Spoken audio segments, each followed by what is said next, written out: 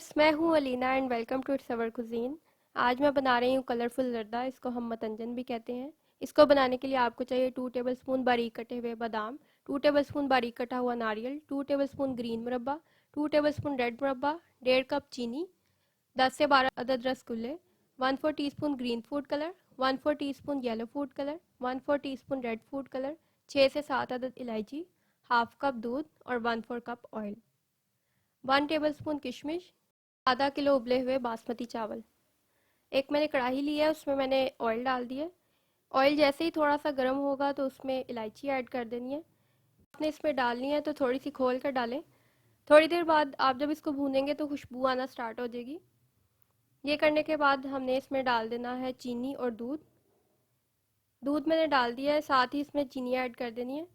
आपने जब ये बनाना है तो चीनी पहले ऐड करनी है, बाद में दूध। और ये दोनों चीज़ें मैंने मिक्स कर ली हैं।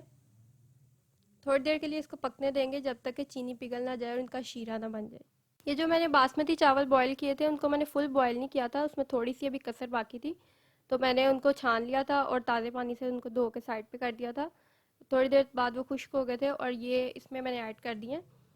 अब इनको मैं शीरे में थोड़ा सा मिक्स कर लूँगी और इनको थोड़ी देर के लिए पकने के लिए छोड़ देंगे। जैसे ही शीरा थोड़ा खुश्क हो गया था तो मैंने इसमें ऐड कर दिए बादाम, साथ में मुरब्बा, बारीक कटा हुआ नारियल, और इसके अलावा आप जो भी ड्राई फ्रूट्स लेना चाहते हैं वो इसमें ऐड कर सकते हैं। और ये सब चीज़ें डाल के मिक्स कर लें इनको। फ्लेम जो है वो आपने मीडियम रखनी है। शीरा तकरीबन खुश्क हो चुका है और इसमें सारी चीज़ें अभी ऐड कर दी हैं। अब फूड कलर की बारी आ गई है।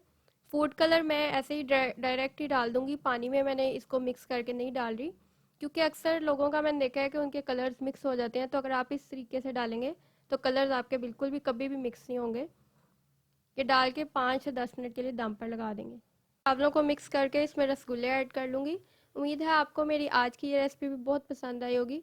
रेसिपी पसंद आया करें तो मेरी वीडियो को लाइक किया करें, साथ में मेरे चैनल को सब्सक्राइब किया करें, मेरा फेसबुक पेज भी लाइक करें।